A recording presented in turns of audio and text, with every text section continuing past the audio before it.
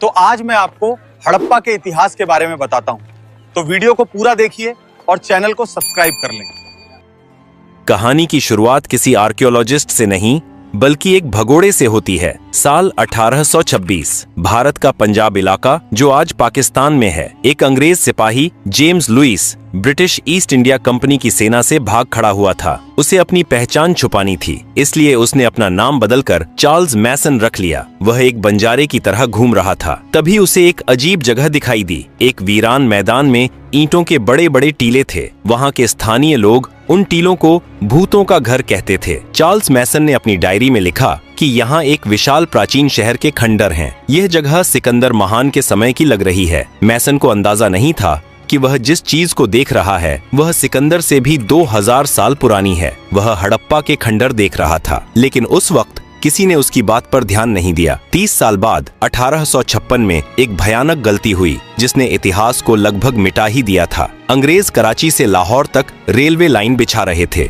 उन्हें पटरियों के नीचे बिछाने के लिए पत्थरों की जरूरत थी। मजदूरों को पास ही में हड़प्पा के खंडर मिले। वहाँ लाखों की तादाद में पक्की ईंटें पड़ी थीं। अंग्रेज इंजीनियरों ने सोचा, वाह, मुफ्त की ईंटें। बिना सोचे समझे उन्होंने हड़प्पा की हजारों साल पुरानी इमारतों को तोड़कर उनकी ईंटें रेलवे लाइन के नीचे बिछा दी। इतिहासकारों का कहना है कि लगभग 160 किलोमीटर लंबी रेलवे लाइन हड़प्पा की ईंटों पर टिकी है। अनजाने में दुनिया की सबसे पुरानी सभ्यता का एक बड़ा हिस्सा ट्रेन के पहियों के नीचे कुचल दिया गया। साल 1920 भारत में पुरातत्व विभाग के director general sir John Marshall थे। उनके साथ 2 भारतीय आर्कियोलॉजिस्ट काम कर रहे थे, दयाराम साहनी और राखाल दास बनर्जी। दयाराम साहनी ने हड़प्पा में खुदाई शुरू की और राखाल दास बनर्जी ने सिंध में एक और टीले को खोदना शुरू किया जिसे स्थानीय लोग मोहनजोदड़ो कहते थे, जिसका सिंधी भाषा में मतलब था मुर्दों का टीला। जैसे जैसे मिट्टी हटती गई, एक ऐसी दुनिया सामने आई जिसने पूरी दुनिया को चौंका दिया। यह कोई मामूली गांव नहीं था, यह एक मेट्रोपॉलिटन सिटी था। सीधी सड़कें जो एक दूसरे को 90 डिग्री पर काटती थीं,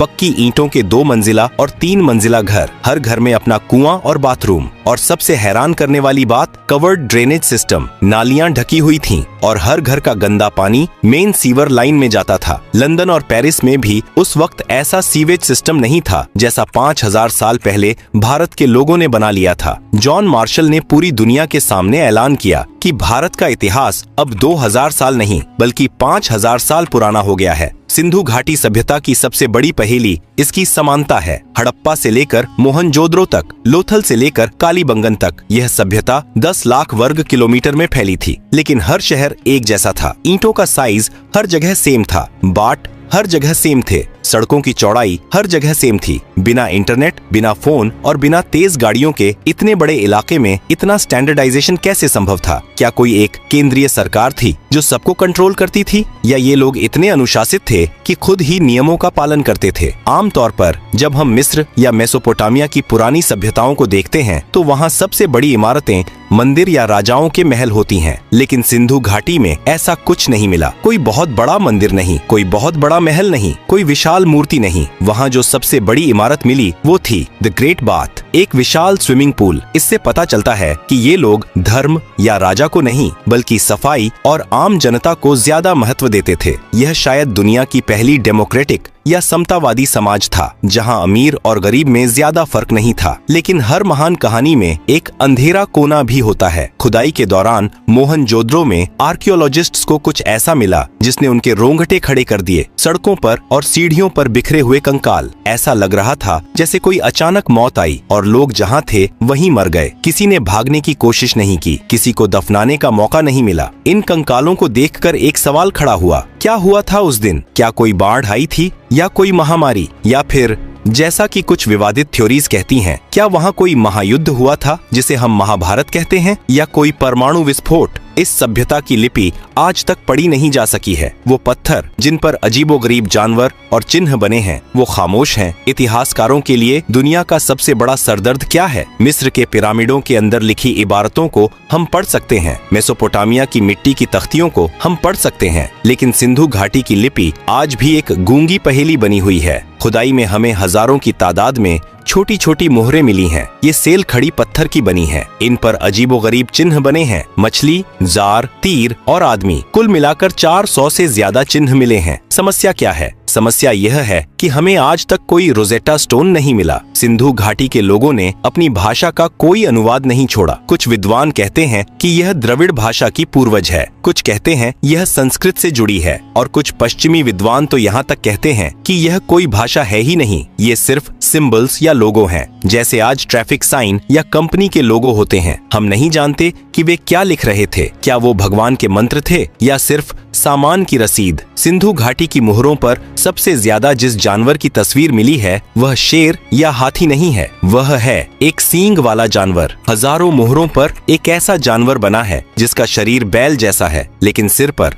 सिर्फ एक लंबा सींग है। उसके सामने एक अजीब सा स्टैंड रखा होता है। सवाल, क्या 5000 साल पहले भारत में यूनिकॉर्न होते थे? जीव विज्ञान कहता है नहीं। तो फिर ये क्या था? शायद यह एक बैल का साइड प्रोफाइल है जहां दूसरा सींग पहले सींग के पीछे छुप गया है, या शायद यह उनका कोई धार्मिक प्रतीक था जैसे आज हम नंदी या गरुड़ को मानते हैं, या शायद यह उस जमाने के सबसे ताकतवर व्यापारी या शासक वर्ग का बैज था। जो भी इस मुहर को दिखाता था उसे वीआईपी ट्रीटमेंट मिलता था। अब चलते हैं गुजरात के लोथल शहर में। 1954 में जब यहाँ खुदाई हुई तो एक विशाल ईंटों का तालाब मिला। पहले लगा यह कोई जलाशय है, लेकिन जब इसकी इंजीनियरिंग को समझा गया तो सबके होश उड़ गए। यह दुनिया का सबसे पुराना डॉकयार्ड था। सिंधु घाटी के लोग हाइड्रोलिक इंजीनियरिंग के उस्ताद थे। उन्होंने समुद्र और साबरमती नदी के पानी को शहर तक लाने के लिए एक नहर बनाई। उन्होंने टाइडल लॉक सिस्टम बनाया था, यानी जब ज्वार आता तो जहाज अंदर आ जाते और जब पानी कम होता तो लकड़ी के दरवाजे बंद कर दिए जाते ताकि जहाज कीचड़ में न फंसे। लोथल से मोहरें मिली हैं जो फारस की खाड़ी और ओमान की हैं। मेसोपोटामिया के राजाओं ने अपने लेखों में लिखा है कि वे मेलुहा नाम के देश से सामान मंगवाते थे। इतिहासकार मानते हैं कि मेलुहा ही सिंधु घाटी सभ्यता का असली नाम था। ये लोग दुनिया के पहले इंटरनेशनल बिजनेसमैन थे जो कारेलियन मनके, हाथी दांत और मोर निर्यात करते थे। मोहनजोदड़ो की खुदाई में 10.5 सेंटीमीटर की एक छोटी सी कांसे की मूर्ति मिली जिसे दुनिया डांसिंग गर्ल कहती है। यह मूर्ति उस जमाने की मनोविज्ञान और फैशन को समझने की खिड़की है। वह लड़की नग्न है, लेकिन उसके एक हाथ में ऊपर से नीचे तक चूड़ियां भरी हुई हैं। उसका एक हाथ कमर पर है और सिर थोड़ा पीछे झुका हुआ है। उसके चेहरे पर एक गजब का आत्मविश्वास है। ब्रिटिश आर्कियोलॉजिस्ट मॉन्टिमर व्हीलर ने कहा था कि इस छोटी सी लड़की के खड़े होने के अंदाज में एक अजीब सी अकड़ है, जैसे वो पूरी दुनिया को जानती हो। इससे पता चलता है कि उस समाज में महिलाओं की स्थिति दबी कुचली नहीं थी। वे कला प्रेमी थे, फैशन जानते थे और धातुओं को पिघलाकर ढालना जानते थे। अगर आप जानना चाहते हैं कि कोई समाज कितना खुशहाल है तो वहाँ के बच्चों के खिलौने देखिए। सिंधु घाटी से हमें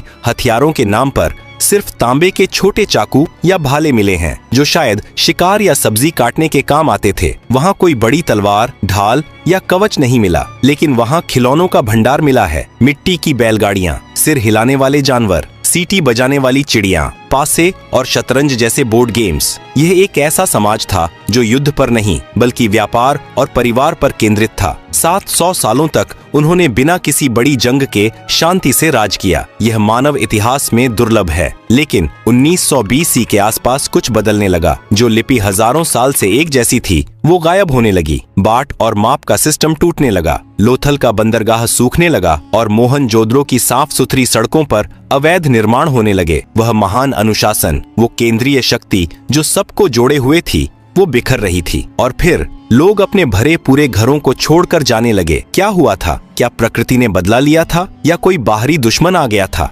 धोलावीरा शहर के गेट पर एक गिरा हुआ साइन बोर्ड मिला है जिस पर 10 बड़े अक्षर लिखे हैं। यह दुनिया का सबसे पुराना साइन बोर्ड है। शायद उस पर लिखा था स्वागत है, लेकिन अब उस शहर में स्वागत करने वाला कोई नहीं बचा था। साल 1944 British archaeologist sir Mortimer wheeler पुरातत्व विभाग के प्रमुख बने। उन्होंने मोहनजोदड़ो में मिले उन बिखरे हुए 37 कंकालों को देखा। व्हीलर ने एक सनसनीखेज थ्योरी दी। उन्होंने ऋग्वेद का हवाला दिया जहां भगवान इंद्र को पुरंदर कहा गया है, जिसका अर्थ है किलों को तोड़ने वाला। व्हीलर ने अदालत के अंदाज में कहा कि सिंधु घाटी सभ्यता की हत्या का आरोपी इंद्र है। उनकी थ्योरी थी आर्य आक्रमण। उन्होंने कहा कि मध्य एशिया से घोड़ों पर सवार होकर आर्य आए। उन्होंने इन शांतिप्रिय व्यापारियों पर हमला किया और सबका कत्लेआम कर दिया। दशकों तक स्कूलों में यही पढ़ाया गया, लेकिन सच क्या है? आधुनिक विज्ञान ने इस थ्योरी को खारिज कर दिया है। वो कंकाल एक ही समय के नहीं थे, वे अलग अलग दशकों में मरे थे। कंकालों पर हथियारों के गहरे घाव नहीं थे जो किसी बड़े युद्ध की ओर इशारा करते। राखी घड़ी में मिले डीएनए सैंपल से पता चलता है कि यहाँ के लोगों का जीन पूल हजारों सालों से एक जैसा था। कोई अचानक विदेशी बदलाव नहीं आया था। तो अगर युद्ध नहीं हुआ तो वो मरे कैसे? हत्यारा कोई इंसान नहीं बल्कि जलवायु परिवर्तन था। सिंधु घाटी सभ्यता सिर्फ सिंधु नदी पर नहीं बल्कि एक और विशाल नदी पर निर्भर थी, घग्गर हकरा नदी, जिसे कई विद्वान पौराणिक सरस्वती नदी मानते हैं। सैटेलाइट इमेजरी और भूवैज्ञानिक बताते हैं कि करीब 2000 बीसी से 1900 बीसी के आसपास हिमालय में बड़े भूकंप आए। इन भूकंपों ने जमीन को ऊपर उठा दिया और नदियों का रास्ता बदल दिया। यमुना नदी जो पहले सरस्वती में मिलती थी, वह पूरब की तरफ मुड़कर गंगा में मिल गई। सतलज नदी पश्चिम की तरफ मुड़कर सिंधु में मिल गई। परिणाम, वह विशाल सरस्वती नदी जिसके किनारे हजारों शहर बसे थे, वह सूखने लगी। सोचिए उस मनोवैज्ञानिक डर को, जब आपके शहर का कुआं सूख जाए, फसलें मर जाएं और बारिश होना बंद हो जाए। यह एक धीमी मौत थी। लोग भूखे मरने लगे और बीमारियों ने उन्हें जकड़ लिया। मोहनजोदड़ो के वो कंकाल शायद महामारी के शिकार थे,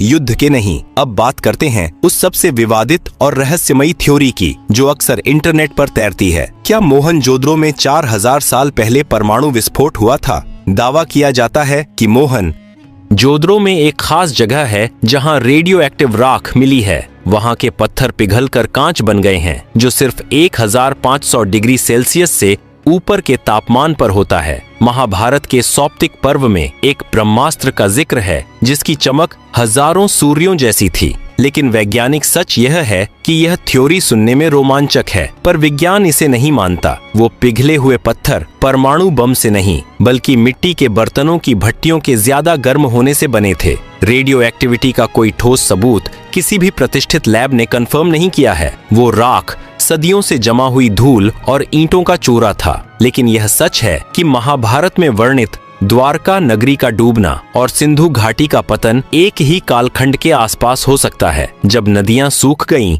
और शहर रहने लायक नहीं बचे तो लोगों ने क्या किया? उन्होंने पलायन शुरू किया। वे अपने आलीशान पक्के घरों, ड्रेनेज सिस्टम और स्विमिंग पूल को छोड़कर पूरब और दक्षिण की तरफ चल पड़े। वे गंगा यमुना के मैदानों और गुजरात महाराष्ट्र के इलाकों में जाकर बस गए। लेकिन एक त्रासदी हुई। नए इलाकों में संसाधन कम थे। उन्हें वापस गांव की तरफ लौटना पड़ा। अगली कुछ सदियों में लिखना पढ़ना भुला दिया गया। ईंटों के स्टैंडर्ड साइज का ज्ञान खो गया। इंटरनेशनल ट्रेड बंद हो गया। इसे इतिहास में शहरीकरण का अंत कहा जाता है। भारत 1000 साल पीछे चला गया। तो क्या सिंधु घाटी सभ्यता पूरी तरह मर गई? नहीं, शहर मरे थे, लोग नहीं। सिंधु घाटी के लोग कहीं गायब नहीं हुए, वे हम बन गए। आज भी हम जिस तरह नमस्ते करते हैं, जिस तरह मांग में सिंदूर भरते हैं, जिस तरह पीपल के पेड़ की पूजा करते हैं या जिस तरह अपनी साधी पहनते हैं, यह सब हमें किसी किताब ने नहीं सिखाया। यह हमारे डीएनए में 5000 साल से चला आ रहा है। हड़प्पा की ईंटें टूट गईं, लेकिन उनकी संस्कृति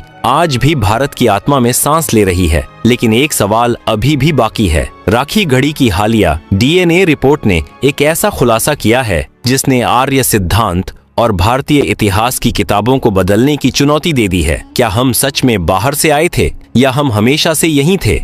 हरियाणा का हिसार जिला, यहाँ एक गांव है राखी घड़ी। यह जगह हड़प्पा और मोहनजोदड़ो से भी बड़ी साइट मानी जा रही है। साल 2015 से 16 में यहाँ पुरातत्वविदों ने खुदाई की और उन्हें एक 4500 साल पुराना महिला का कंकाल मिला। वैज्ञानिकों ने इस कंकाल के कान की हड्डी से डीएनए निकाला। यह एक बहुत मुश्किल काम था, लेकिन कामयाबी मिली। 2019 में जब इस डीएनए की रिपोर्ट दुनिया के सामने आई तो इतिहास की किताबों में भूचाल आ गया। उस महिला के डीएनए में स्टेपी यानी आर्यन जीन का कोई नामो निशान नहीं था। यानी तथाकथित आर्य उस समय वहां मौजूद नहीं थे। उसका डीएनए आज के दक्षिण भारतीय और उत्तर भारतीय दोनों से मेल खाता है। निष्कर्ष यह है कि हम सब, चाहे उत्तर के हों या दक्षिण के, उसी हड़प्पा महिला के वंशज हैं। आर्य और द्रविड़ की लड़ाई शायद राजनीति ने बनाई थी। विज्ञान ने साबित कर दिया कि हड़प्पा के लोग ही आधुनिक भारतीय हैं। हम कहीं बाहर से नहीं आए, हम हमेशा से यहीं थे। अब चलते हैं उत्तर प्रदेश के बागपत जिले में सनौली गांव। यहाँ 2018 में ASI को कुछ ऐसा मिला जिसने इस धारणा को तोड़ दिया कि सिंधु घाटी के लोग सिर्फ शांतिप्रिय व्यापारी थे और लड़ना नहीं जानते थे। सनौली में जमीन के नीचे से शाही ताबूत मिले और उनके साथ मिले युद्ध रथ, तांबे की तलवारें, ढाल, हेलमेट और घोड़ों या बैलों द्वारा खींचे जाने वाले रथ। यह खोज 2000 BC से 1800 BC के आसपास की है। यह वही समय है जब महाभारत का युद्ध माना जाता है। सनौली के ये योद्धा बताते हैं कि हमारे पूर्वज सिर्फ ईंटें जोड़ना नहीं बल्कि तलवार चलाना भी जानते थे। यह खोज वैदिक संस्कृति और हड़प्पा संस्कृति के बीच की गुम हुई कड़ी हो सकती है। 5000 साल बाद आज हम 21वीं सदी में खड़े हैं। हमारे पास स्मार्टफोन्स हैं, सैटेलाइट्स हैं और बुलेट ट्रेन हैं, लेकिन क्या हम हड़प्पा वालों से ज्यादा समझदार हैं? जब मुंबई या दिल्ली में थोड़ी सी बारिश होती है तो सड़कों पर पानी भर जाता है, सीवर जाम हो जाते हैं। हड़प्पा वालों ने 5000 साल पहले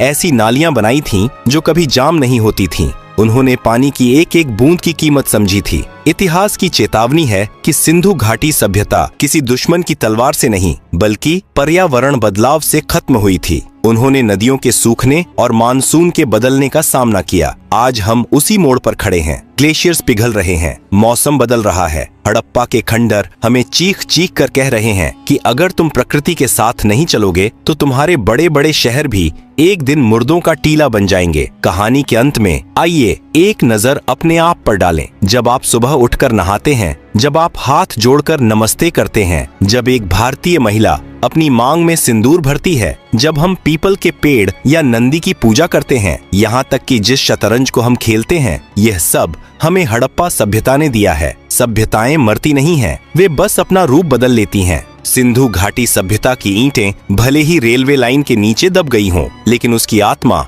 आज भी 140 करोड़ भारतीयों के दिल में धड़क रही है। 1826 में चार्ल्स मैसन ने जिसे सिकंदर का समय समझा था, वह असल में हमारी अपनी कहानी थी। एक ऐसी कहानी जो कभी खत्म नहीं हुई। हम ही हड़प्पा हैं, हम ही मोहनजोदड़ो हैं।